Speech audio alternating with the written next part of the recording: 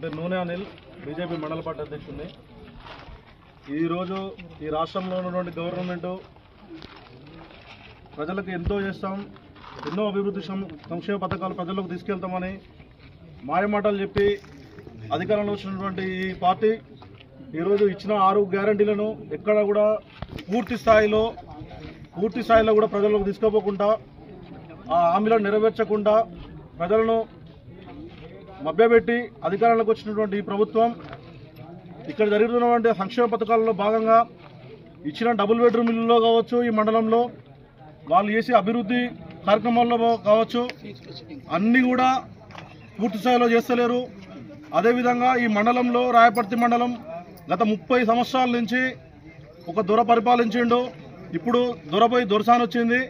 అయినా కూడా ఇక్కడ ప్రజలకు ఎక్కడ కూడా న్యాయం జరగలేదని ప్రజలు కోరుకుంటున్నారు. ఈ విధంగా ప్రజలు ఈరోజు ఆ రోజు దొర దగ్గరికి పోవాలని ప్రజలంతా కూడా భయపడుతుండేది. ఇప్పుడు దొరసాని దగ్గరికి పోవాలంటే ఏ దొరసాని దగ్గరికి పోవాలా, చిన్న దొరసాని దగ్గరికి పోవాలా, పెద్ద దొరసాని దగ్గరికి పోవాలని ప్రజలు కూడా కన్ఫ్యూజ్ అయ్యి ఎక్కడికి పోకుండా ఆ సమస్యలతోటి వాళ్ళు ఇబ్బంది పడుతున్న పరిస్థితి ఈ రాయపర్తిలో ఉంది. రాయపర్తి మండల కేంద్రంలో కనీసం బస్సు సౌకర్యం లేకుండా హైదరాబాద్ పోవాలంటే హన్మకొండ పోయి హైదరాబాద్ పోవాల్సిన పరిస్థితి.